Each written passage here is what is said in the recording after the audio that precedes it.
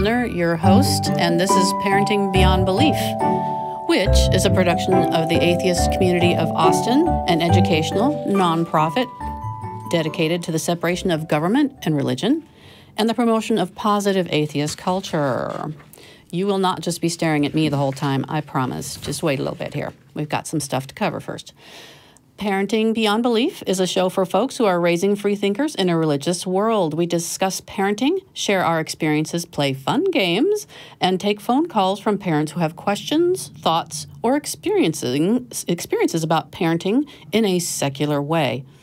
Our regular show times are the second and fourth Saturdays of each month at 1 p.m. Central Standard Time. This is a special show because this is the third Saturday. If you're watching us on YouTube, please click that subscribe button. If you're listening to us on Spreaker, please click that little orange subscribe button. And if you like what we do, please consider becoming a patron on Patreon. Alrighty then. This is a super important show. Here's why. Here's the background. The administration's recent move to legally formalize gender as binary is more than problematic, it's dangerous. We plan to help parents understand what it means to grow up in a world that doesn't accept non-normative gender identities and sexual orientations. Which brings me to our hosts and guests. But wait, one more thing before I go on to that. I want to show you something pretty cool. The ACA is an organization that has membership. And you might wonder, why would I become a member? Here's one super good reason. This is a glossy, super fantastic magazine that we have put out for Christmas. And in it is our very own Parenting Beyond Belief, Dale McGowan, talking about spanking, which we talked about last week at length with Janet Heimlich. And here's the fabulous thing about getting this magazine is on the very next page is another article about spanking from our secular sexuality gang. So it's spanking from a different perspective. But there's bunches of other good stuff. And if you become a member, you get one of these super spiffy thingies. So there's that. Okay, so our hosts include Kendall Hopkins and Mandisa Thomas. Kendall is an outspoken YouTuber who frequently posts videos that raise awareness about mental health and LGBTQ issues. Mandisa is founder and president of Black Nonbelievers and the 2018 Unitarian Universalists Human Association's Person of the Year. That's a mouthful. She is president, did I already say yes, and an outspoken proponent of sex positivity. So there's that. If you have questions about supporting the happy, healthy upbringing of LGBTQ children, we invite you to call during this particular show because we have an extremely special guest to me, and I hope to you, and that is Callie Wright. She is an activist, speaker, and host of the Atheist Manifesto podcast, which explores the intersection of the atheist movement and the LGBTQ rights movement. And I have to say that it's my favorite podcast, hands down. I have learned so much from Callie. Her ability to educate with love and humanity is unparalleled. I can't think of any other podcast that I've listened to that is so warm and human. I can't go on enough. Let's see, just a couple of facts. 2017 Annual Homeless Assessment Report to Congress, 40,000 plus unaccompanied homeless youth and transgender youth account for at least 2% of that. And I also know that atheist youth account for some percent of that because we get letters all the time from kids who say, I came out to my parents and they kicked me out of the house.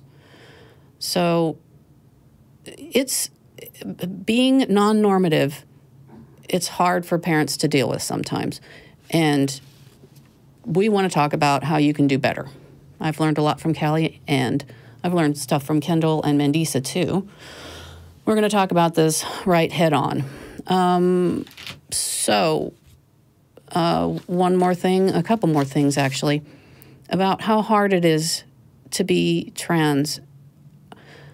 the articles are easy to find about people being hurt and even killed just because they're transgender people. And the Salvation Army puts a gag order on its employees so they don't talk about LGBTQ issues. What are they, invisible? They're trying to make them invisible, and I want to fight back at that. And that is why I have Callie on, because she said, what are you going to do? And I was like, well, I'm going to do what I can, and here we are. One more thing. Sorry, I'm going to keep interrupting with marvelous things. If you don't have this issue of National Geographic, get it. It is cover to cover about the gender revolution. It talks about the science behind the various and sundry things that people are unfortunately having such a hard time coming to grips with. I have lent that out to so many people. It is dog-eared, and it has my address label on it, so it comes back to me, but they all read it cover to cover.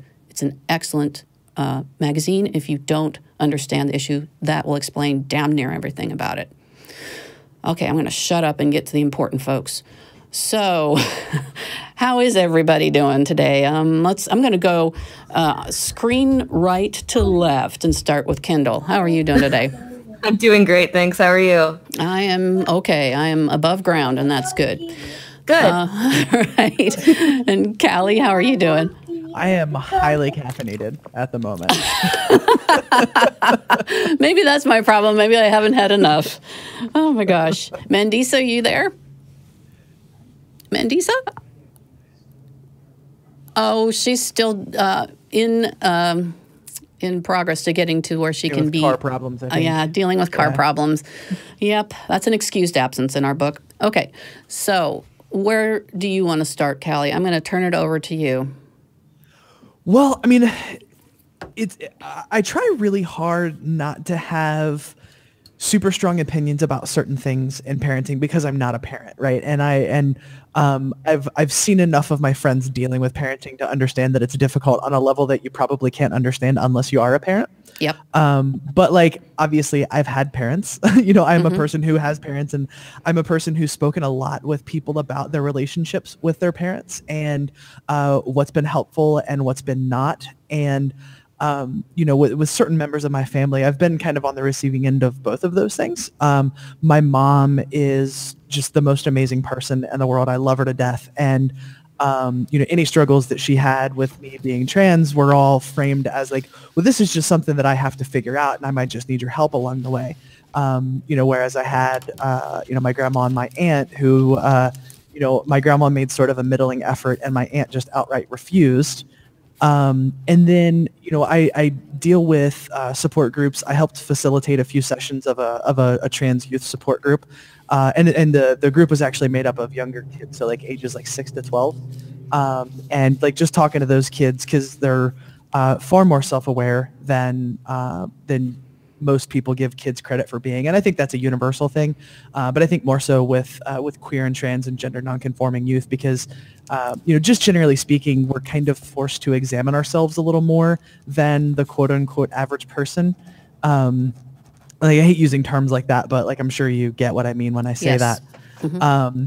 And so I've seen a very wide spectrum of like things that are very helpful for parents to do, things that are very not helpful for parents to do, and certain issues of like time and place when it comes to the things that parents do in their journey with their queer and trans youth. And so, when you invited me on, actually my initial thought was like, I don't know that it makes sense for me to come on the show because I don't have kids, right? It's about parenting, but like I have perspective as a person who has been parented. That's what I wanted. That's what I wanted. That's infinitely more valuable.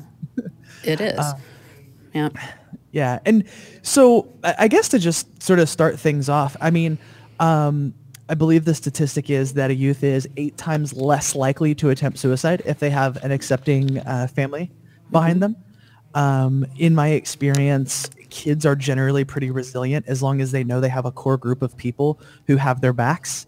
And so that doesn't mean that bullying doesn't suck, and that doesn't mean that getting made fun of by your peers doesn't suck, but you have a little bit of a softer place to land. And so I think a lot of times people underestimate the value of that, I think, and like just knowing that your parents have your back.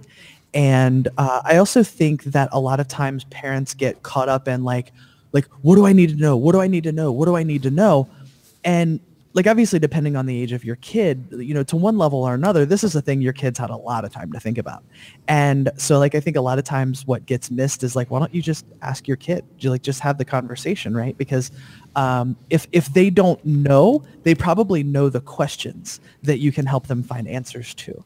And so I think there's sort of an obsession about like information gathering, and I have to understand this to learn how to deal with it. And, my message is generally like, we shouldn't predicate acceptance upon our understanding. And I think not a lot of people actually feel that way, but it's sort of the implication of the way the conversation goes. But I also think we just have to kind of get comfortable with the fact that like if you're not trans, there's a level which you're never going to understand what it's like, and that's okay. You don't have to in order to accept your kid and to try to understand where your kid's coming from. And that's not to say that you shouldn't try to understand and ask questions and try to learn. Like obviously we should always do that. But I think in some of my conversations with folks that I've heard, there's just this obsession of like, I have to understand this to know how to deal with it. And I just don't think that's true. I want to put that on a gold plate. The acceptance is not predicated on understanding. That is so freaking brilliant. And as parents talking about parenting, we talk about that all the time. If your kid is having a tantrum, you don't need to understand why. Your kid just needs you. Your kid needs that soft place to fall. And it goes the same here. You don't have to understand it. You just need to be there for them. Be that parent. Be that safety net. Right on.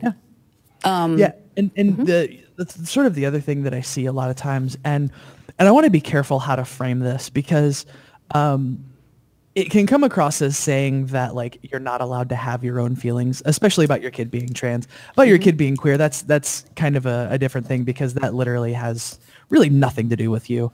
But being trans obviously does because you're talking about possibly using a different name, using different pronouns, and it kind of, depending on the kid's particular situation, maybe upending your life and changing your life completely around. So, but there's obviously people are allowed to have their feelings, but I think what I see a lot of times is parents centering themselves in the conversation.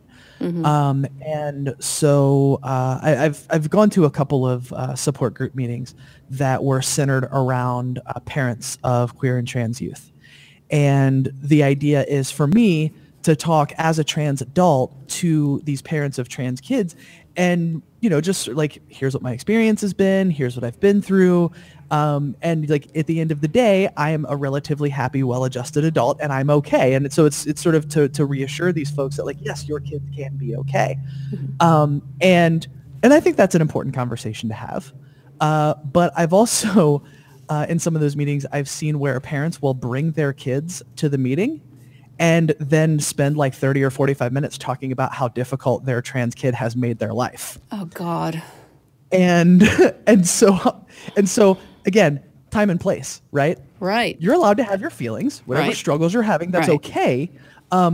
And it makes sense to talk to other people who are in that same position to build that sense of community.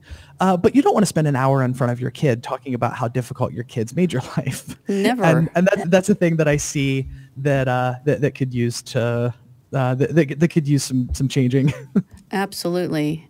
Kendall, did you want to chime in? Oh yeah, I was just gonna say I can definitely relate to that. Just as a queer person, every conversation I've ever had with my parents was revolved around, like what are we gonna tell our friends? Well, what, you're gonna bring a wife home to see grandma and grandpa someday, and it's like, well, what? You're not even concerned about whether or not I'm going to be happy.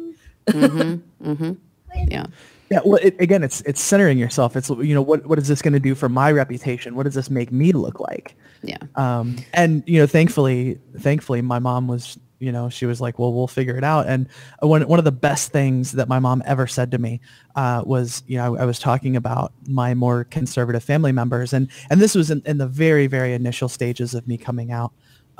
Like I had come out to a couple of my friends and her at this point, and I was really worried about my grandma and my aunt in particular, the two folks that I don't have a relationship with anymore. And my mom was like, well, we'll work it out. We'll have the conversation. But like, if you're not welcome in that house, neither am I. Well, yeah, you go, Mom. Yeah. Yeah. That is so amazing. Yeah. A lot of people will say they would do anything for their kid, and I don't see how this is any different. If my child wanted, I don't care what it is, I would do what I could to facilitate that. And why do you think it is that this is different? Yeah, and there's so many different answers to that question, and I think that's part of what makes it so difficult is because, anti-trans bigotry is, a lot of people boil it down and make it sound very simple, and I don't. In some ways it is, in some ways it's not, right? Because we have very strict gender roles and gender stereotypes that are, we can sort of trace their roots back to patriarchal religion, but I don't think that's the only place these things exist, right? And even if we point back to those things as being the source, those things exist outside of patriarchal religion now too. Like we've seen how horribly toxic some atheist spaces have gotten now. So a lot of people I'm gonna blame conservative Christianity for it, and like that, sure, that exists, and the people in power who are like leading the fight against us and trying to get bad laws passed are definitely leading with their Bible. So it's not to say that's not an important part of the conversation to have, but I think we do ourselves a disservice if we just pin everything on that, and really just ask like why do you have a problem with this? And I think a lot of times it comes back to like what Kendall was saying earlier.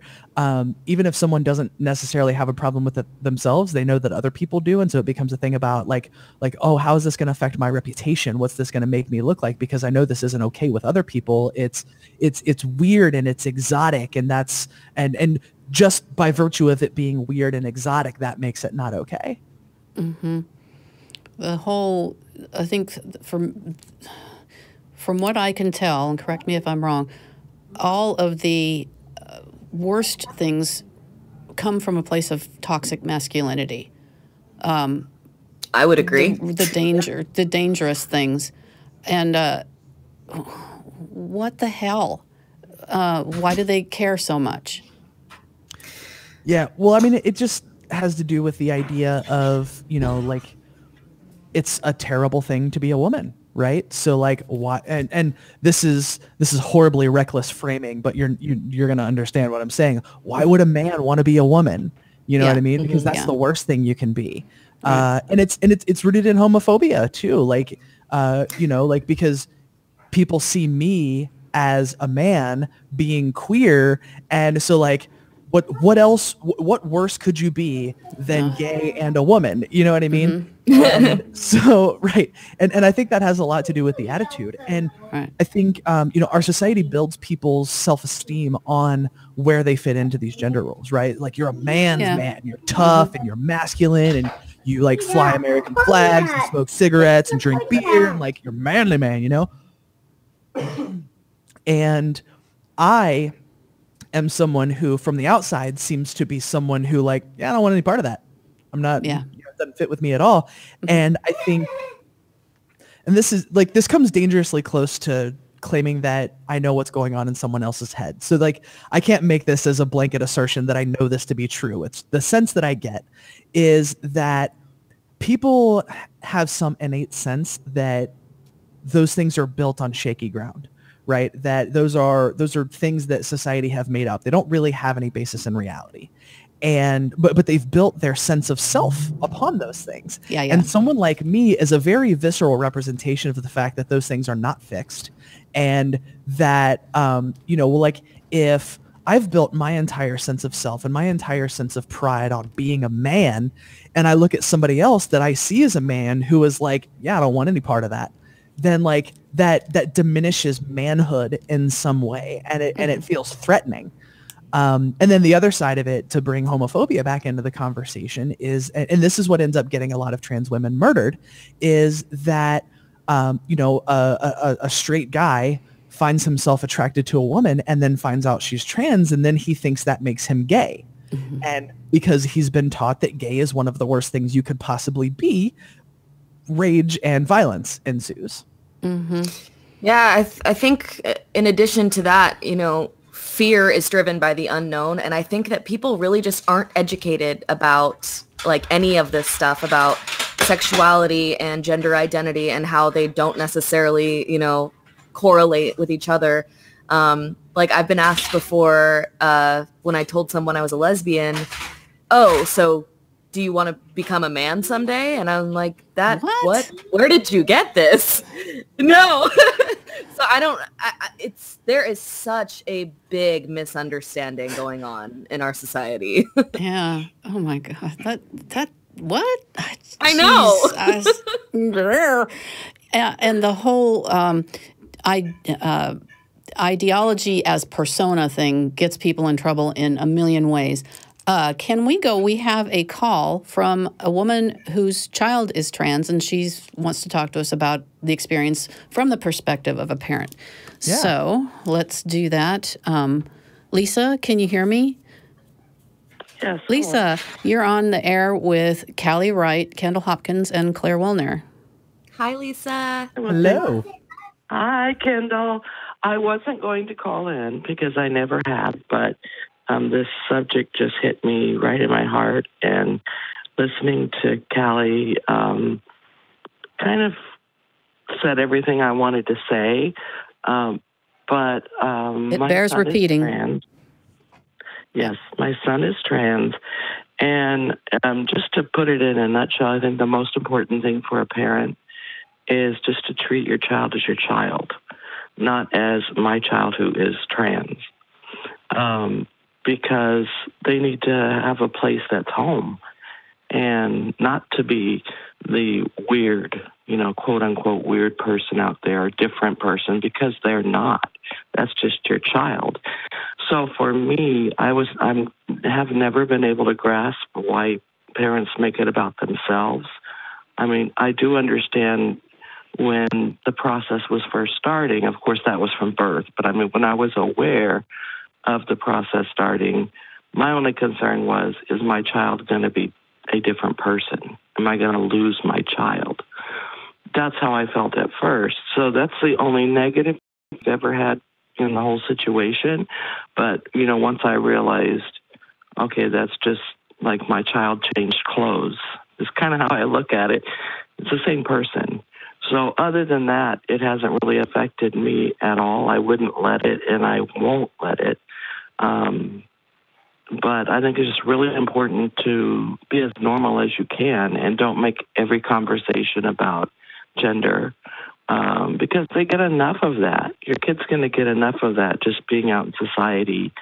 And whether people have good intentions or not, you're always under a microscope.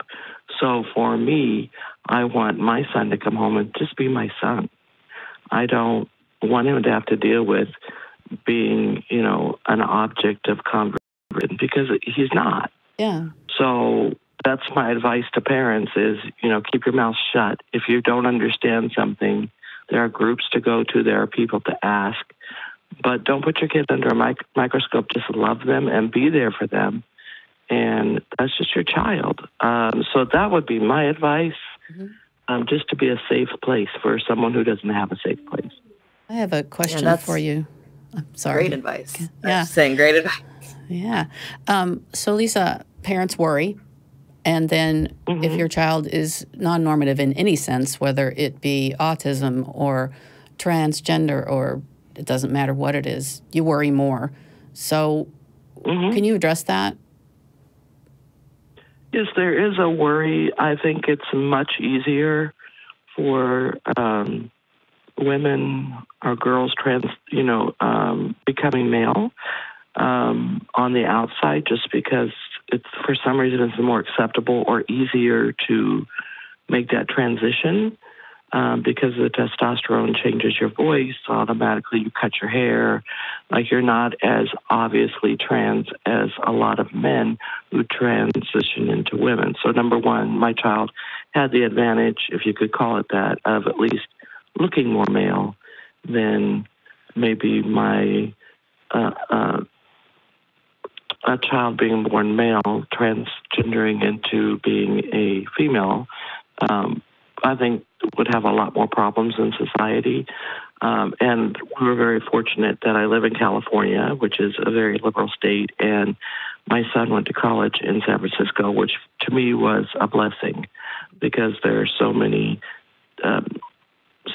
different people there, so many different genders of people or people who identify in different ways are more accepted there. So that was a blessing. So I don't have the experience of living in the Midwest or in the South, which I'm sure would be horrendous. But even so, yes, of course, you worry. And it's not even just about, physical abuse. It's just, I worried about, and still do, about my son's mental state of health.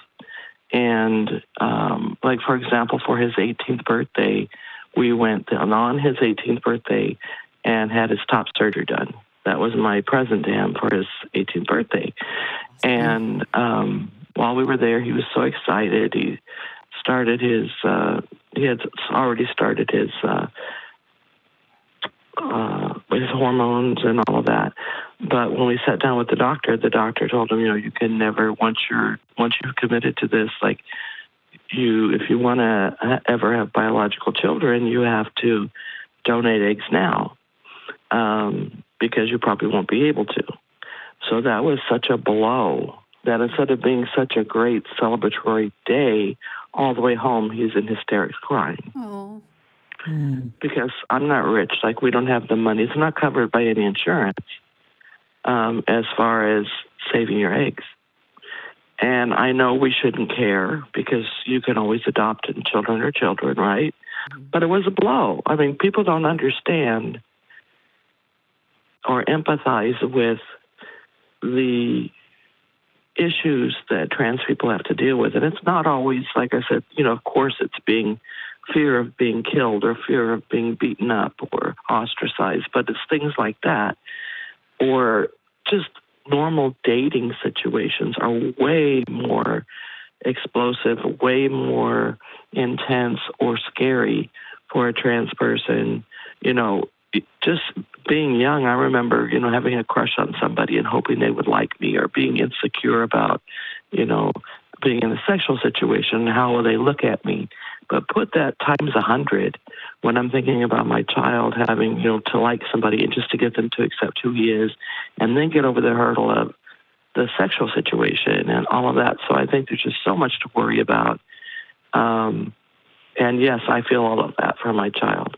But I just want to make sure, I keep a very close gauge on trying to, and I know you can't really, but to see, is he having a down period? If so, should I spend more time around him? Just that kind of thing, because there's so much suicide and depression issues and things of that caused by not who they are, but how people treat them.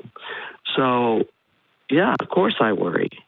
It's a big worry, but overall, he's such a blessing to me that I don't consider it a hardship on me.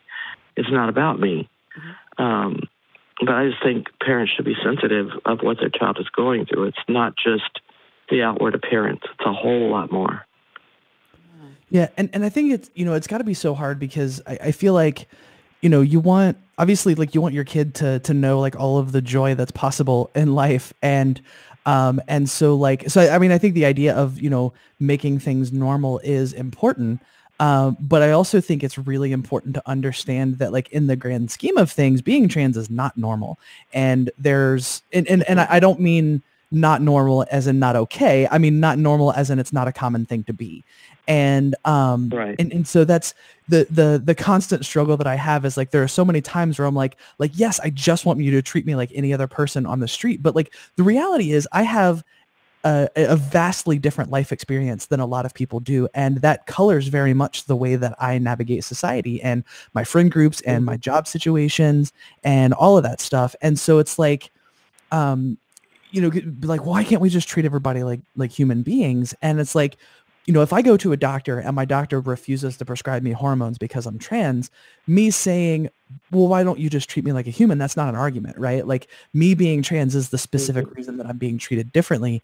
And it's important to call those things out and call those things what they are and be very specific and real about what that is. But you also do want to create that, like you're not my trans kid, you're just my kid. And I imagine as a parent, that's got to be such a hard thing, like a hard line to walk. Yeah, well, at first, my biggest thing, honestly, was the pronouns. Sure. Yeah, because I felt like I probably overreacted myself, but every time I said she instead of he, I felt like I was, poking him with a knife, because I'm way oversensitive because you love your kids so much that you don't want to do anything to cause them pain. But yeah, you got to be real. You're exactly right. And you also have to let them know that it's okay if that's what they want to talk about. I just don't really bring it up unless, we're watching something on TV or he says something or, but yeah, your perspective is exactly right. It's not normal in society. And I could just tell by questions that people ask me, like at work, it's a lot of veiled criticism that people try to portray as curiosity. Oh, yeah. You know exactly what I'm saying. Oh, yeah. So, and on top of that, we laugh because my children are biracial as well and atheist. So they're like, okay, we're everything you can hate. Here we are. Right. But so I get the questions from people saying, I don't understand why black people ... or I don't understand why trans people have to ... And my answer is always, well, what have you done to understand? What have you researched? Who have you asked? Or, and then of course a silence on the other end because that's not really what they're saying. So it's very insidious, even from people who supposedly are understanding or who are your friends, or or it's always like they act like I'm some kind of a hero because I accepted my child. And to me, that I get it, but it's always like, well, I understand because like if my kid had no legs, I would be there for them.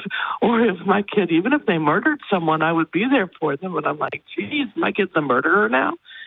So, it's very insulting, and I try not to have an attitude because I'm trying to be there as an example and to educate people. I mean, that's what I do just on a daily basis. I'm very proud of my children, both of them, and of the transition and how good he looks and, how he's doing well in life. And so I'm very open about it. And I feel like that's going to be more of an impact on people than getting upset and yelling at them, which is really hard for me not to do because I have a very bad temper. But I just think them knowing someone who is trans or who has a trans child, who has an absolutely normal life, helps people to accept more so than being on a soapbox. So that's what I try to do on a daily basis is, people ask questions as offensive as I might find them, I'm going to answer them. But I also put them in check and let them know my kid is not diseased. My kid is not a murderer. My kid, it is just a kid who's dealing with an issue that's not very common. So, and it's so hard to deal with there's a lot involved. Go ahead. I'm sorry. I'm no, not you're okay. conversation. I was just like, so there's this really annoying double standard in the conversation around trans issues in that like trans folks are expected to be infinitely patient. And by extension, folks who ally themselves with trans folks. So parents of trans kids, partners of trans people, all of that sort of stuff. Because we are the question mark, right? We're the mystery. We're the ones who are supposed to be infinitely patient, regardless of how invasive the questions get, regardless of how personal and deep the questions get, regardless of how we say like, yeah, I'm not really wanting to have this conversation right now. It's the onus is on us to be infinitely patient, infinitely giving, and regardless of how intrusive and pushy people get. But the other side of that conversation is not they're not as obligated to be infinitely patient with us. So, for example, I feel like You know, when my best friend tells me, gosh, you know, I've known you for 18 years. This is going to take some getting used to, and I'm probably going to screw some things up along the way. I feel like that's a reasonable thing, right? Like, yes, you have known me for a very long time as one thing, and I'm now asking you to call me a different name and use different pronouns, and I'm going to look way different and all of that sort of stuff. And me asking you to get used to that, I mean, that's an ask, right? That's an adjustment that you're going to have to make. Now, and so I'm willing to give those folks grace, right? But thankfully not in any of my relationships, but something that I hear a lot is that the same grace is not afforded in the other direction. So like the 15th time you misgender me today, I'm allowed to be annoyed by that. It doesn't mean that you're a bad person or that, like, you know, you like punch me in the face when you did it. But like, just like it's okay for you to ask for some grace in your mistakes. It's also okay for me to ask for a little grace when I get impatient with how pushy you are, or when I get impatient with you misgendering me for the third or fourth time today, and I have to have this conversation over and over and over again. It's seen as unreasonable for me to ask that of other people, whereas people are seen as reasonable to ask infinitely of me to give that, and it's very, very frustrating. So solidarity in the struggle there. Time too is anytime like a trans person will get upset, you know, like you said, you could have gone the whole day just being misgendered all day long or being asked stupid questions, and you've been patient all the way up till this point, and then as soon as you find that person who does break you a little and makes you go, you know what, just shut up or whatever you say, all of a sudden they go, well, you're losing allies by treating me this way. And that is one of the, oh my God, I can't explain to you how angry that makes me in my heart. Because if you were an ally, it wouldn't matter how a trans person treated you. You care about their rights because they're human rights and they deserve to have them. Mm-hmm. I love you, Kendall. That's exactly right. And like, do you want to trade physicians? You know what I'm saying? To have to deal with people, like you said, just simple things like using the wrong pronoun over and over and over. You know, I went through that with his dad. And it's just, to me, even if it's not intentional, if they don't think it's intentional, the point of not caring enough to try right there just tells me you're not as tolerant as you say you are. Yeah. You know, you're not, just not being conscious of it. And I totally get it. You're not a saint. You're a human being. Just like everybody else. And it's very frustrating. It's very annoying. Annoying sounds like an understatement. Yeah, it is. Yeah. People talk about, getting offended. Nobody should be offended. Oh, yeah. That's offensive. It's offensive. Yeah, that's that whole thing just, well, and I think, like, I try not to use the word offense anyways, because I use the word hurt, because that's really what we're talking about. When you misgender me, it doesn't offend me, it hurts me. And I think those are different things. Yeah. I agree. Said. Yeah. Right on. Anything else you want to add, Lisa? No, I think I've probably said way too much already. No, Lisa, you have been fabulous. I am so glad you called. This has been wonderful. It's just been wonderful to hear you, and because just to hear from someone's perspective who is there, who's going through it. And you're doing a wonderful thing. And I just wish you the best. I really do. And I'm so proud, even though I don't know you personally, so proud of you and what you've gone through and how positive you are. Will make a huge difference in other people's lives. And you should be, really commended for that. Yeah. Gosh, thank you so much. You're so wonderful, Lisa. Yeah. Will you be my mom? Yeah. Are you my mother? I will. Yeah. Thank you. And I'm Kendall's one of her Facebook moms. Oh, right on. Yes, she is. Yeah. Love it. I have a mom that's not my biological mom, so I get that. She's the one I hear in my head rather than the biological one. So I want just one more thing, Lisa, before you go. If you haven't listened to the Atheist Manifesto, do. It's an amazing podcast. Callie is just... It is wonderful. It is and the best. Can I just add that, like, Callie's voice could just put me to sleep because it's so just... There's something about your voice. It's warm so and lovely. Aww, that's calm exciting. and calming and, like, just... You were made for radio. That's super validating because I've worked really hard on that. So thank you. I love your voice. Right on. Yeah. Thank you so much, Lisa. Thank you, Lisa. Oh, you're welcome. Have a great day. Thank you so much. You too. Bye. Bye. Bye-bye. Hey. Kendall keeping it real over there with the baby. Yep. Oh, I'm crazy. You guys don't even know. Well, I know. It's been a while, but I do remember. I never had to be on a TV show with it, but we Probably been seeing me giving him like dagger eyes the whole I time. have seen the mom look. I've seen the mom look, and I know. I feel it. Trained head was like, Yes. I know. I am putting my face on camera to be like, you better stop it right now. Yeah. Listen. Oh my gosh, yes. Oh my gosh, yes. So identify. We have another caller. Do we want to go to another caller? sure. All right. Yeah. This is Misty, and she is a parent raised in Church of Christ. She lets children go to church, but is worried about mother indoctrinating her children. Ready? Misty, are you there? Can you hear us? Yeah, I can hear you. Great. You're on with Callie Wright, Kendall Hopkins, and Clare Wuellner. How are you doing? Hi. I'm actually a little anxious. Don't be. No worries. We don't bite. It's not Sunday. On Sundays we bite, but not on Saturdays. I'm here for hugs. So Yeah, hugs. Hugs are good. Right on. So what did you want to ask us about? Well, not really a specific question, but kind of like I told the call screener, my entire life I was raised in the Church of Christ, which I know Tracy Harris was raised in Church of Christ. It's a very almost cultish denomination. And for probably about the past 15 years or so, I haven't believed. But I always felt like my kids should make a decision based on information and not, I was never allowed to learn about any other religions.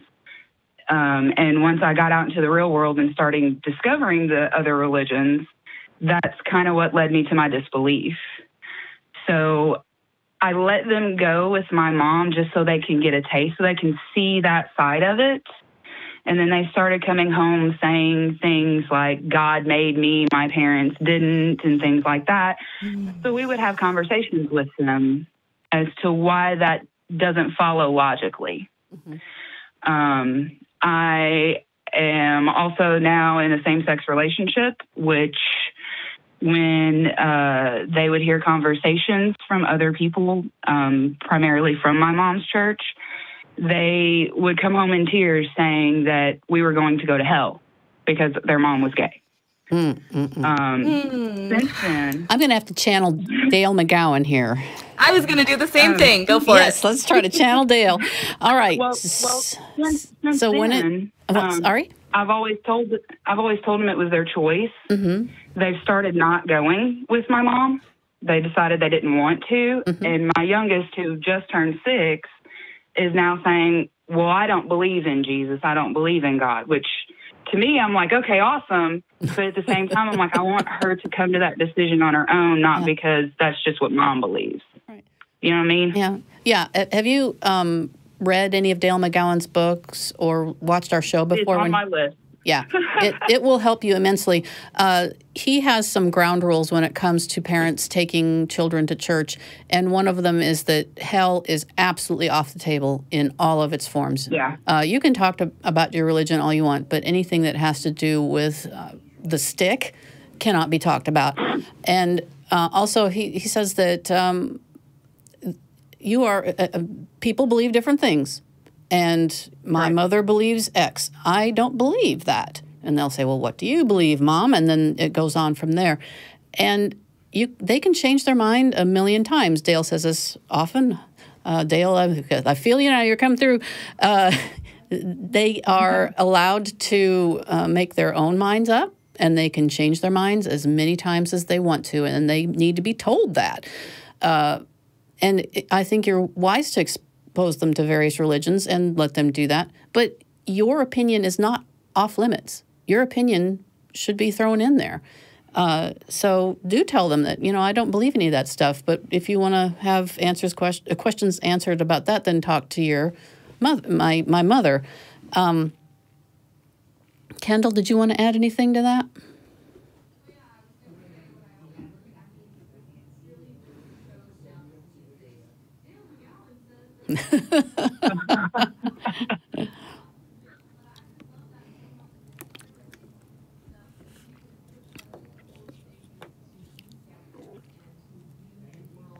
In that lens, that it doesn't matter what outside influences, like going to church, or if they have a friend that maybe is a different kind of religious. I think that once you equip them with those tools to be skeptics, they're good. Yeah. I think a thing that I would worry about. Kind of introducing them to the. Sorry. No, you're okay. When we started kind of introducing them to that way of thinking, like, okay, for instance, they got their little kid's Bible out the other day and they were reading a story in it. And I said, okay, guys, I think it was a Genesis story, actually. And I said, according to that, the world is only 6,000 to 10,000 years old. I said, but dinosaurs lived millions of years ago. So does that make sense? And kind of try to get them to start thinking about it and asking those kind of questions while they're reading it. There you go. And my 8-year-old was like, this is just made up stuff. This doesn't even make sense. And I said, yeah, it's kind of like a fantasy story, like the other stories that you read. Mm-hmm. It is. Yeah, my worry with stuff like that, though, is like, so what are the specific things being taught? Because I am not a subscriber to the fact that, like, if you give people all of the options, that they will always make the obviously logical choice. Like, we know that that plainly is just not true. A lot of it depends on how the information is presented, right? Like we saw Steve Bannon win a debate, right? Because you know what I mean? And it is certainly not because he had the best, most logical, evidence supported position, right? And so my fear is always that I'm not okay trusting that, like, well, some people believe this, here's what we believe, and if you just give them the information, that they will make the right choice. I have a lot of trouble having faith in that. And so I try to follow it up with, this is why. Right. Yeah. So for me, it just depends on, like, the specific ways those things are being taught. Because, like, I know there are plenty of, like, super progressive Christians that are old world creationists, not new earth not, young earth creationists and that kind of stuff. And they can work, not being science deniers, and, they're accepting of LGBTQ folks, and they are still religious in whatever framework makes sense to them. But, if their religion, if that particular brand of religion is teaching them things we know obviously not to be true about the world, I would not be shy about saying, no, what they're teaching is incorrect. Yeah, I think to add to that, this is where I kind of fall on, like, when my son gets older and starts asking questions. My thing is, I'm very nervous about bashing religion in just while he's a kid. When he's grown up enough and we can have that discussion, Jesus Christ, we can have that discussion. But my issue is more bullying, I think. I would worry that he would go to school, some kid would say, oh, we go to so-and-so church, and then I wouldn't want my kid to basically be like, oh, that's fake, right? I think that's like a huge... I wouldn't want somebody to come to my son and tell him he's going to hell. So why, if he knocks down that picture right now, I swear to God.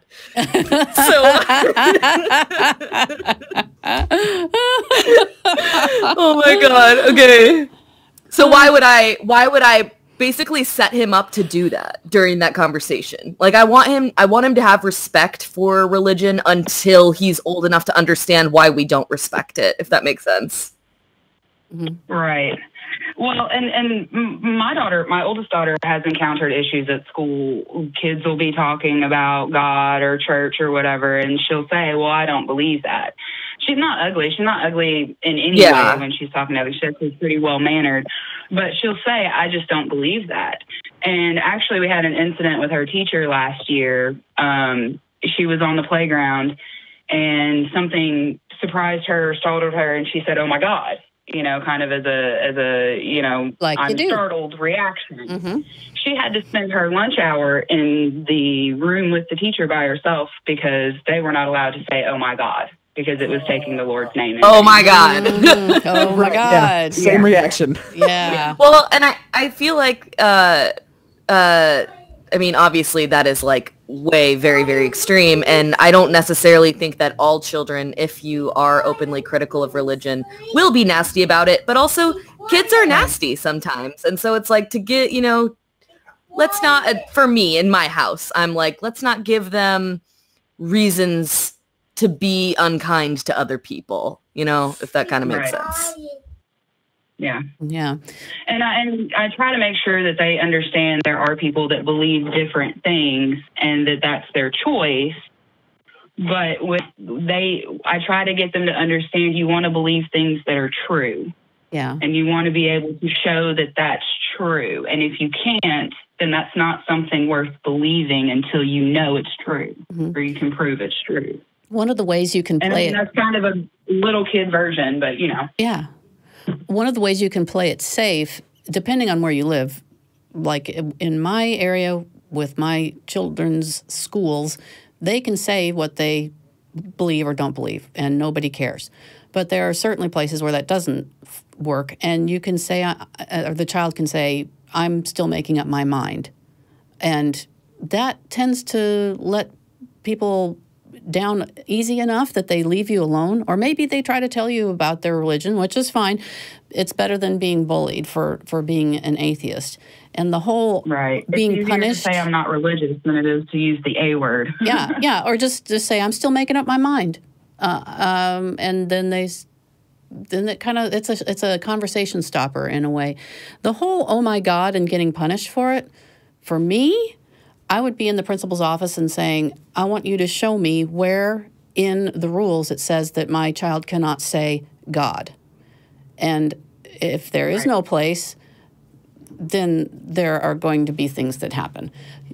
And I would actually, even though I'm sounding a little ticked off right now, I would try to take Dale McGowan's stance, which is this isn't in the books, so what are we going to do about this?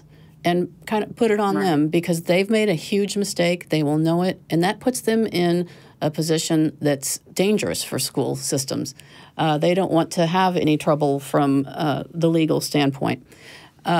So yeah, that's super not okay. I would be. And I felt that way too. I had a conversation with the principal and with the teacher regarding that situation. Right on. But we have very small town, big religion. I mean, our license plates and cop cars say "In God We Trust." So it's kind of one of those situations where, if you make too big of a fuss about it, it's going to wind up going bad for you.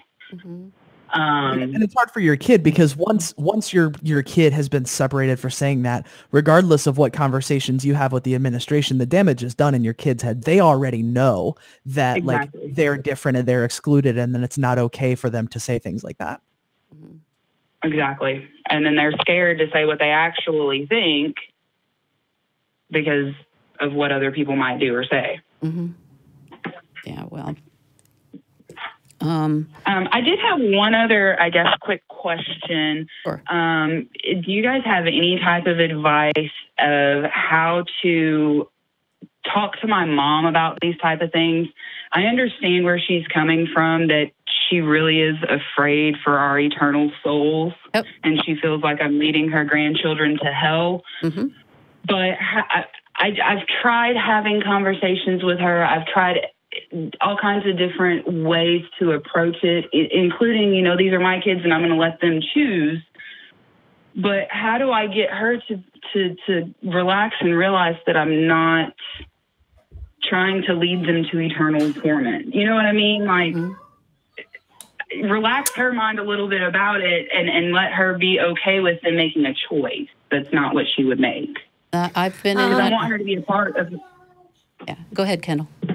My mother is always saying she's going to take my son to church if I'm not around and all things like that. And she's not even really very religious. She's like someone who, if she messes, she's a Catholic. If she messes up, then she prays for forgiveness, and that's how she lives her life. But she doesn't go to mass on Sundays or anything. But one thing that helped me with my granny, because my granny is Christian and very, very loving, and has, you know, like never bat an eye when I brought my first girlfriend home, or when I found out I was pregnant out of wedlock, or all the crazy things I've been through. She's always been very supportive, and we had a conversation recently. She said, because they kind of, I don't know how much my family sees of what I do online, but they've seen enough to get the gist. And she said, you know you don't believe in Jesus, but know how much he loves you, or something like that. And she said, it just makes me so sad because I don't want to be without you, you know, in the afterlife, or whatever she said. And I said, do you think that good people go to heaven? And she said, yeah. And I said, okay, do you think I'm a good person? She said, yeah. And I said, well, then you have nothing to worry about. And I think that resonated with her. It, of course, depends on your mother's personality, because that would never work on my mom, but it worked on my granny. Yeah, my mom is more of the, if you're not specifically Church of Christ, I don't know how familiar y'all are with that denomination, but if you are not specifically that denomination, it doesn't matter what type of Christian you are or how good of a person you are. Yep. And I mean, it's not going, my mom's opinion doesn't change how I feel about it, or, you know, I hope won't change how my kids feel about it. But at the same time, I want them to have that full relationship with her without her having in the back of her mind all the time that, you know, my kids are heathens, you know, for lack of a better word. So I don't know. It's like every time I ask them if they want to go to church with Nani heart breaks a little bit more when they say no. But I don't want them to feel like they have to go because it makes their grandmother feel bad. And that's the only time that they do go is from what they've told me, is because it makes Nani feel bad. Oh boy. That's a really tricky dance right there. That's really rough, yeah. Yeah, my in-laws... I feel like dancing, I really do. Yeah, my in-laws, I've talked about them often. They are Southern Baptist on a cellular level. And when we came out as atheists, it did not go well. And their primary concern was, of course, that their son had been led astray by me, which he denied. He said, no, that's not true. And then they were worried about the kids, of course, and their everlasting souls. And what it has turned into is a long conversation between me and my mother-in-law. She doesn't know anything about atheism. Everything she's been told is wrong. So, first of all, to put her mind at ease, I've told her that I'm letting the kids make up their own minds. Have you taught them about Jesus? Yes, and the Buddha and everything else, all the myths, so that they can make up their own minds. And so there's that part. So she realizes that we're sort of doing the job that she wants us to do. And I've told her the ground rules. I want you to talk to my kids about your religion. Talk to them as much as you want, but you may not talk about hell. And she has respected that because ultimately you hold the great prize. If a grandparent screws up enough, you can deny access to the kids. And that sounds really harsh and awful, but with the sort of scarring that can occur with religion and the indoctrination that goes with it, it's called for in some cases. Now, my mother-in-law we've had lots of conversations about what atheism is and what it isn't, and she has been all sorts of accommodating and wonderful. I told her that no matter what happens, she can be as mad as she wants to be at my husband and me, but to please be there for her grandchildren because her grandchildren need her. There's a love there that's important. And Right. she really heard that. And you want to keep that love going. And to let religion get in the way of that, does she really want to do that? Religion's important, clearly, to my mother-in-law and your mom. But is it so important that she's willing to just cripple her relationship with her grandchildren? Probably not. Right. And if it is, then that's a sign that maybe she needs to not be around your kids because that's kind of Right. toxic. I was going to go, think- and I think it's really, really important to and it's hard, right? Like there's nothing about this that is easy. And like the way that I'm going to say it is probably going to make it sound like I think it's easy, and it's definitely not. But like setting and enforcing boundaries is super important, I think, because if someone, if the most important thing in this person's head is your kid's eternal soul, chances are she's going to work whatever angle she can to get in there and make that message heard. And like, there just has to be a very explicit thing. There have to be very explicit boundaries set with what you're okay with and what you're not okay with. And if those boundaries aren't respected, there has to be at least a conversation, if not explicit consequences about it. And that was a thing a kind of a calculation that I made with my grandma, because my grandma's relationship and I was not as simple as, well, you're trans, so I'm cutting you out of my life. It was a lot of different things.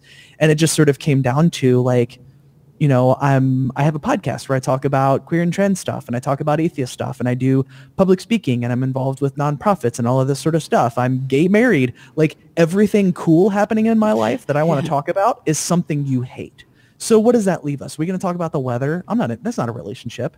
You know what I mean? And so like, that's obviously, my specific situation. But for me, it was just like, it made that calculation of like, is this really worth it? And I think, it took me a while to even get to the place to say where like, yeah, I'm not actually obligated to do this. Like, if there is nothing but pain and frustration coming from this relationship, it is okay to end it. Just because I share genetics with her does not mean that I am obligated to keep that relationship going. It's okay for me to set boundaries. It's okay for me to enforce boundaries, and it's okay for there to be consequences if that's not respected. And that is really difficult. I don't mean to make it sound like that's easy, but I think it's important. Amen. Yeah. Yeah, it is really difficult, especially, my relationship with my mother is crazy because we're like very, very much alike, and we love spending time together when we're not talking about something important. And then once that happens, it just completely crumbles. We hate each other. We're screaming at each other. And yet I would have a very difficult time actually cutting her out of my life. My son and her, glued at the hip, best friends. They have so much fun together. He loves her so much. He's the only grandkid, so he's the king of my whole family.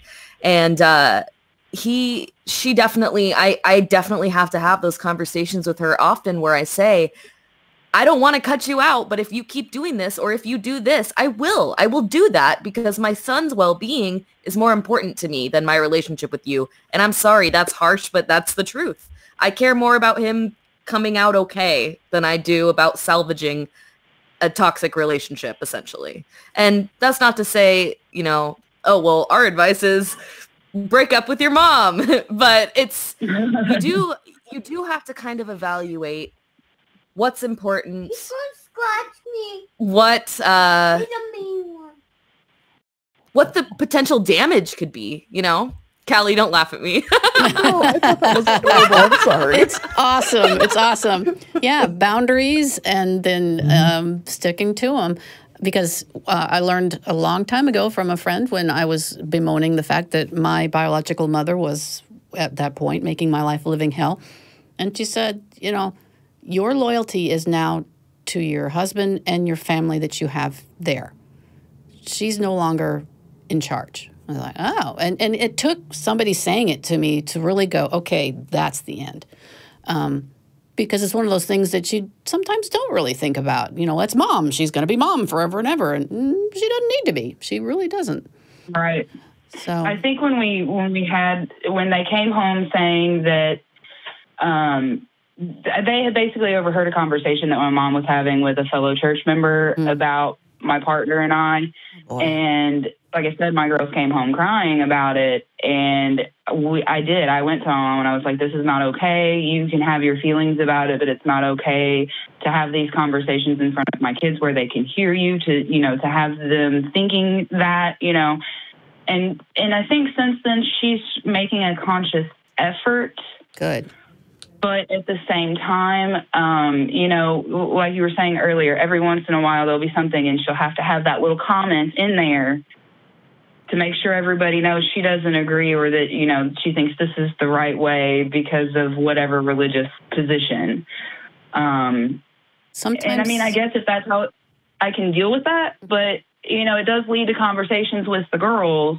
That's the best, right about there. Why not. Right. Yeah. And so, it helps that I don't want to feel like I'm forcing them to believe my way, and I don't want them to feel like they have to believe the way my mom does, because I know what it's like to not be allowed to think anything else.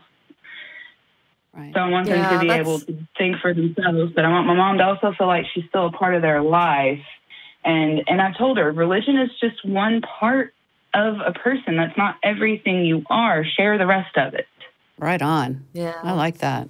I like that a lot. too. I'm going to remember that from my mother-in-law. Okay. Write that one down. Is there anything else that you'd like to ask or add, Misty? Oh, that was great. I feel a lot better. Yay. I'm glad that this helped. Right on. And do give us a call back if you want to give us an update and let us know how things are going. Absolutely. And thank you guys for making this show. I've been an ACA follower for years, and a parenting show is definitely something that we were missing. Right on. I appreciate that. Thanks, Misty. Thank you. Good luck. Thanks. All right. All right. Bye. Bye. Y'all, Mandisa, can you hear me? Mandisa? I can. Yay, Mandisa is on the line. Hi, There she Mandisa. is. Yeah, Right. for the few minutes that are left. Yeah, we've just got about 23 minutes to go, but we'll take it. Yeah. I'm glad you're home safe and Awesome. sound. I will take any time I can yeah. do with Mandisa. Right on. Aw. And I was just listening in on the last few minutes, and I guess there was a call about parents influencing their religious beliefs on children. And I would say that maybe I've lucked up in that regard, and partially because I wasn't formally raised religious, so I don't have that issue. And even though my children spend most of their time with my husband's parents, their grandparents, my in-laws, and so there was one time a few years ago where my mother-in-law said that she asked if she asked my kids if they knew about God, and she said she would tell them about it one day, and I said, no, you're not. And this was when I first became involved with the movement and started Black Non-Believers, and I just said, no, you're not. You're not going to do that. But after that, we've actually had some really good conversations, and they don't, neither one of them are really religious anyway. I think they just did that because they thought that was what they were supposed to do as grandparents. Yeah. But once they fully understood, the activism and what was involved, that stopped. And my father-in-law actually talked to my husband about his own doubts and questions, with religion, because they stopped going to church years ago. So, I say all that to say that I think there are some grandparents who feel like they have privilege when it comes to their grandkids, and that they can force not just their religious beliefs, but any point of view that a grandparent has. Mm-hmm. And it is okay to enforce those boundaries. It is okay to cut those relationships either back or out completely if they aren't either helping you or the child. Mm-hmm. And that is totally okay. And that can be a hard place for people to get to. Yeah. It certainly took years for me to understand that I didn't have to talk to my mother, and that she did not have a right to see her grandchildren, especially with all the things that she did to me and my brothers. That she was not going to pass that on to me and that she was not going to pass that on to my children.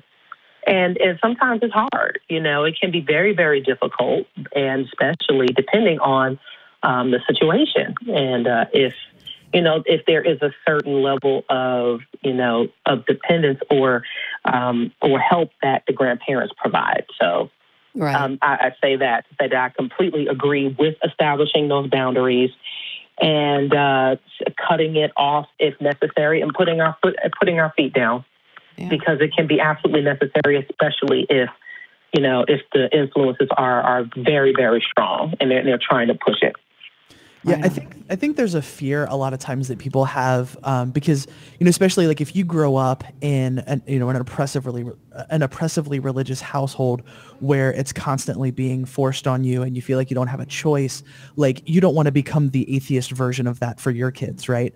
But I think being explicit about your atheism and your non-belief doesn't have to look the same. Like, I think you can teach your kids what you think and what your worldview is without saying like, well, this is what I think, therefore this is what you have to think.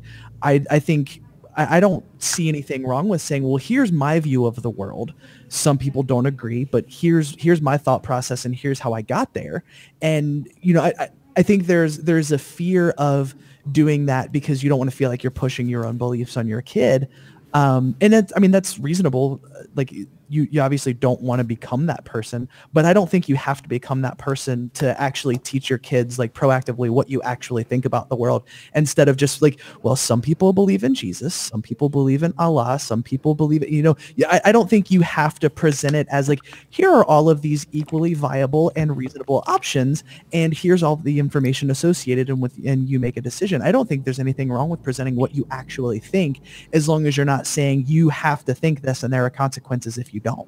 All right. Well said. Right. There's also a matter of respecting boundaries as well. And being assertive about our position doesn't make us mean or evil. Yes. It does not make us, and there is a huge misconception that if we are, if we stand our ground, especially when it comes to our children or very sensitive times, that somehow we're being mean or we're being inconsiderate, which isn't true, because it isn't always about the person. There are times where we do have to think about, again, what is going to, because ultimately there is a portion that we should be able to think about ourselves and our comfort level in dealing with other people. And they need to respect that, especially certain family members. And standing up for ourselves does not mean that we are being mean to those Christians. I think that's what some people think, and that could be further from the truth. Yep.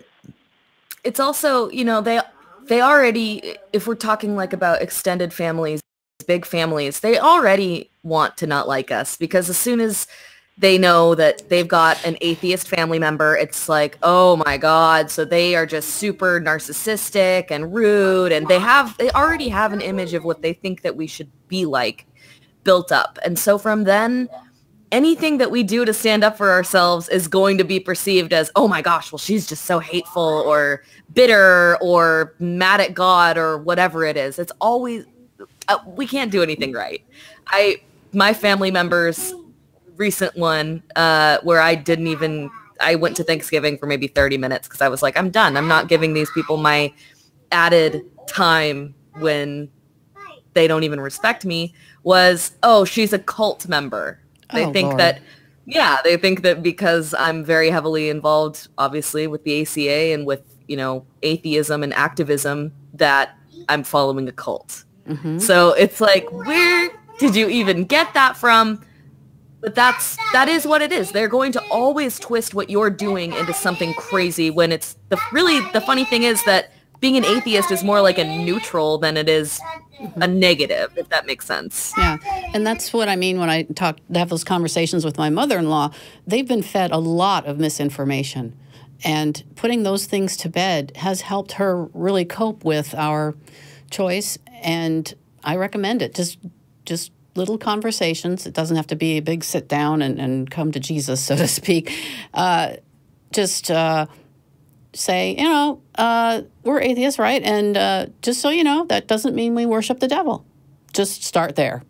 Of disadvantage too, because like whenever you're coming from the point of view of being the minority position, you're always the problem, right? Mm-hmm. So like Your like 3 racist uncles can yell about immigrants at Thanksgiving all they want, but the first time you speak up and say something as gentle as, hey guys, that's kind of messed up. Like what you're saying is not okay. You're the troublemaker. That's so true. Wow. Yeah. So and it's I feel like it's the agreed. same thing with atheism or being pro LGBT. Like anytime you're coming from the minority position where like you're like the lone voice in the room, you're the problem, regardless of like how awful the other people are being and how polite you're being. You are the problem. No, I'm happy to be that mom. I'm happy to be that relative, that friend. I do it. I just have to say it. I do it as kindly as is warranted. But educating, I view it as raising awareness because that helps my attitude as I approach it. I do it whenever I can, including my in-laws in their house, and they've just come to expect that Claire's going to say what she thinks. So, yeah.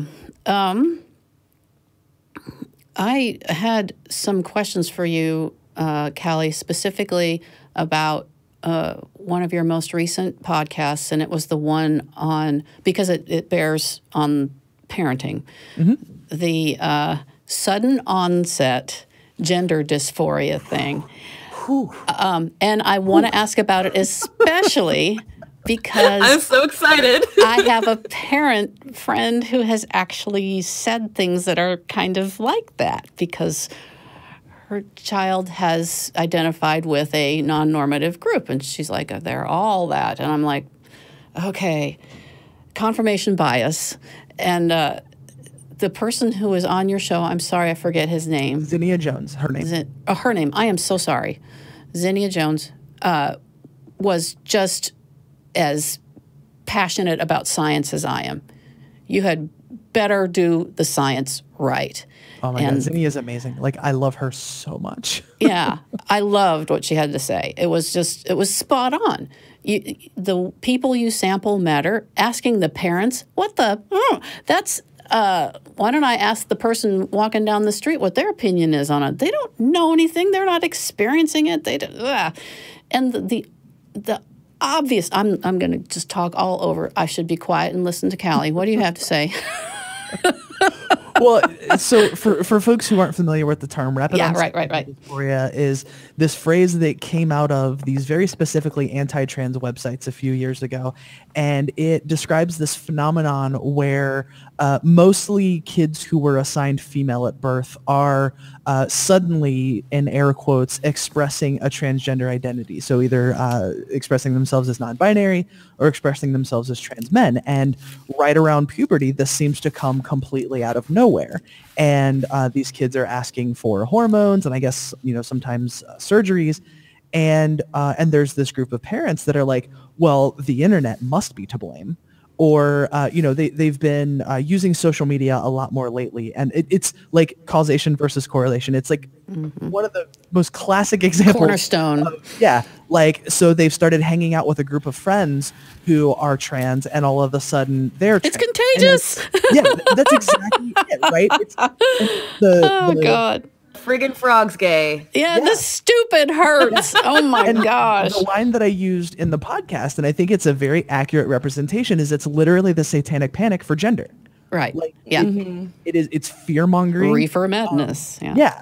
And so like obviously we're just leaving the fact of the closet out of everything. Like kids understand how dangerous their parents can be to them, so they don't tell them. It's not that it's sudden, it's just that you're suddenly finding out. Right. Probably because your kid's not identified you as a safe person to talk to. Yep. And also like we've apparently forgotten that kids tend to run in social groups with people they have things in common with. And and we're that's also, what I was going to say too, is of course of course they're going to come out at the same time if they are comfortable with each other and they have each other to lean on and support one another. Yep. Why would they not come out? Well, we were talking about before. And the so-called data that this relies on is self-reporting from parents. So not only does this rely on the parents' perception of their child's gender identity being accurate, which it obviously is not in many cases, it also relies on these parents' perceptions of other kids' identities becoming trans suddenly. So, I mean, the best that I can think, and I don't know this, in fairness, I don't know this to be true, but what the impression that I get is basically it's like, oh, so this person that I've always known as a girl cut their hair short, dyed it green, and wears boys' clothes. Oh, they're probably trans. They're probably calling themselves trans now, because that's what it means to some of these people, which is outlandish. And so like, and what's hard is like, it's, when we talk about it in these terms, I mean, it's silly, right? Like, it is absolutely silly, but it's really not silly, because this is really informing the way that some parents are dealing with their trans kids. And I mean, that like leads very directly to dead kids. Yes. To be totally blunt about it. And that's terrifying. And it's, it has the veneer of science. I mean, even like the term rapid onset gender dysphoria, it sounds very sciencey, right? So like it has the veneer of legitimacy. But it's literally a researcher going specifically to anti-trans websites to poll parents on these websites' forums about their perceptions of their kids. Like, could you have a more tainted data set than that? Bias sampling. Let's leave ideology completely out of the equation for a second and just talk about what a terrible idea that is from a science point of view. And her defense is that it's an initial study, right? It's just we definitely need more data, but like anyone. How about any data at all? Right. Nothing of what you collected is worth anything. Any person who knows anything about this conversation knows exactly what the consequences of this kind of stuff is going to be. And so like, I mean, if you go out and you find that data in a legitimate way and it seems to be true, okay, let's go ahead and report it. But you also have to understand that, first of all, you're probably wrong, because the data we actually have does not support your position. But if you were to somehow magically go out and find this data that contradicts basically everything we know about the well-being of trans people who are affirmed in their whatever their transition goals are, which don't always include hormones and surgery, by the by, that's going to have some pretty serious consequences for people, and that has to be handled super responsibly, and it was not in this case. And she just sort of equivocated. Well, I'm not making these statements. Well, you kind of are. You kind of are. You can't hide behind. Well, and it's fueling a fire for the bigots. All it does is then, people who aren't science literate will see those statistics and go, oh my God, I guess that's right then, because it's science, right? But they don't know. And so it's like, it just muddies the water for everything. Yeah. When it comes to science, one of the things that I was taught all through learning how to do science is you can ask a question and you'll always get an answer, but you have to make sure you're asking the right question. And the question they accidentally asked, or maybe not so accidentally, was how to show how easy it is to not pay attention to your kid, to not care about what your kid is going through, and to parent really poorly. It was all sorts of how to not do it, basically, is what they showed to me. Well, and the other thing, too, about this specific story, and this is something I actually didn't know until I talked to Zinnia about it, because I'd done a bunch of reading and I guess I had missed this, is that the way the journal that this study was published in works is basically like, we get the data, we put it out there for sort of community review, and we kind of see what happens, right? And I'm not an academic, so I can't really comment on the wisdom of that methodology, but like, this process worked out exactly the way that it was supposed to. They put the study out, a whole lot of questions were raised, and they were like, well, okay, we're going to put it under review, which to the right-wing media looked like they're censoring science for their left-wing agenda. But it's like, no, this journal literally operates this way. We get the data out as fast as we can, and then it undergoes this community peer review process, and we act accordingly. So like, according to the way those processes worked, the science worked exactly as it should have. Yes. But they don't understand that. It's another. They don't want to. They don't care. Peer reviewed means peer reviewed by people who actually know about how to do science and the topic at whatever they're studying. So if they say we need to take another look at it, we should be taking another look at it. And part of the fear mongering is, and this is like, so for a parent who is literally like, oh my gosh, I just found out my kid is trans and I have no idea what this means. Yeah. There are some legitimate fears that a parent could have, right? I don't want to give my kid hormones and give my kid surgery because what if they change their mind? Because kids do that, right? And so like there's this myth of desistance that so many kids that identify as trans end up changing their minds. Which I could talk a very long time about that, but that's not really what the data tells us. But first of all, like from up to about age 16, the only like affirming your trans kid literally means like, oh, you want to get a haircut? Cool. Oh, you want to wear different clothes? Cool. You want us to call you a different name and different pronouns? Cool. Like there is nothing permanently damaging about any of those steps if your kid decides to change their mind. Right? Mm-hmm. There is nothing that is going to affect the rest of your kid's life about doing that, right? And then after super intensive review by teams of psychologists and medical practitioners, you might start puberty blockers. And it's that's very important. That's what I was going to say too, is those don't like permanently affect the body as well, isn't that right? Correct. It literally delays puberty. But people are so open arms about it. They can't stand that there are parents who would allow their children to, they see it as giving them like medically transitioning, but if it's going to help them in the long run, I can't.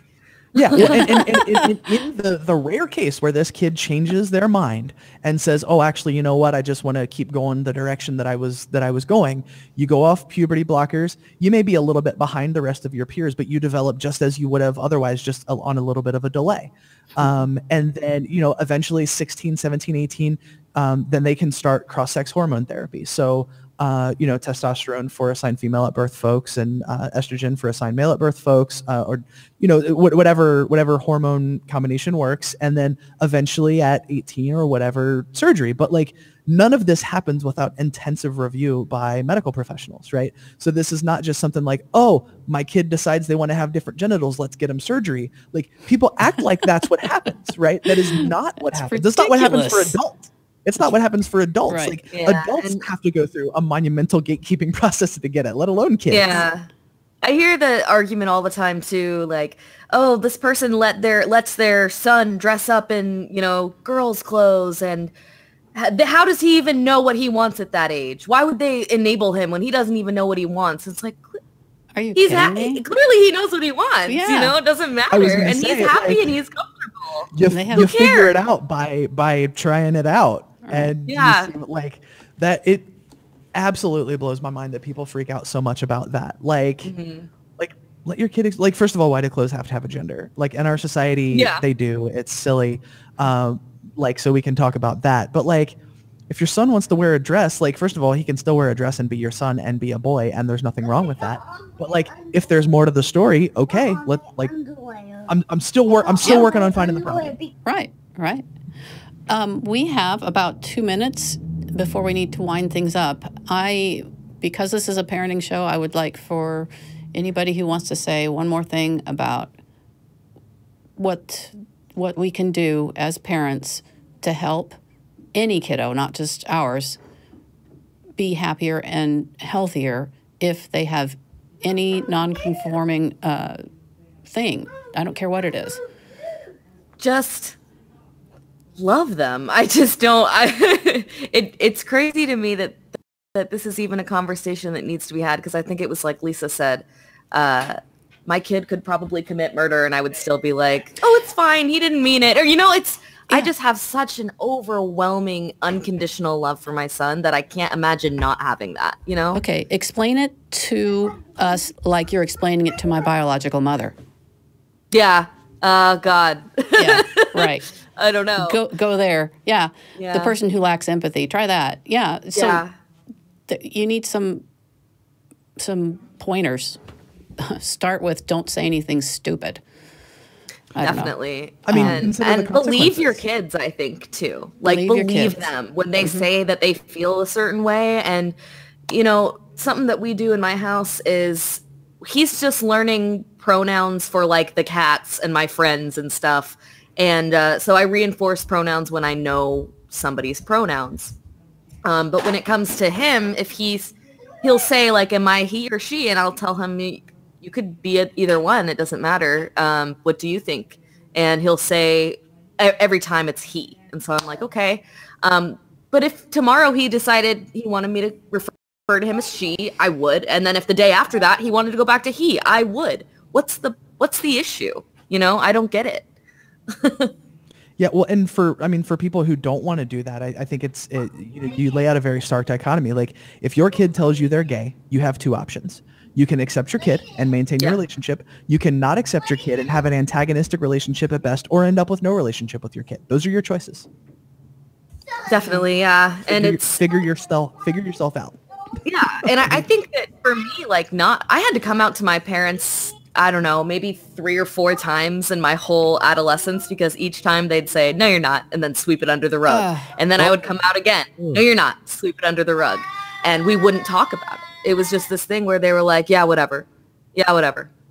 And then they were shocked when at 21, I brought home my first long-term girlfriend. And it was like, I've been preparing you the best I could. Denial is just unreal. And it hurts as a child to not be taken seriously, right? To be belittled like that and be told you don't know what's best for you. You don't know what you are. Yeah. You know? Yeah. Mandisa? Any thoughts you want to add? Yeah, I would. I'm sorry. I was talking to my sons. They're about to go for their testing for Taekwondo again. So right on. Nice. In and out again. Yeah. But I would absolutely agree with that. Listening to your children and also reflecting on I may have talked about this on the last time I was on the show, is that as parents, we cannot be afraid to be wrong. And to, again, the learning process is lifelong. And if you say something, to your child and they tell you that it's hurtful, acknowledge it and apologize. Show the empathy that you want others to show for them. Because unfortunately, there tends to be a lot of do as I say and not as I do. And I try to discourage that for myself and for my children. And I think that's probably like the best thing that I've learned to do. It actually takes a lot of weight off as well.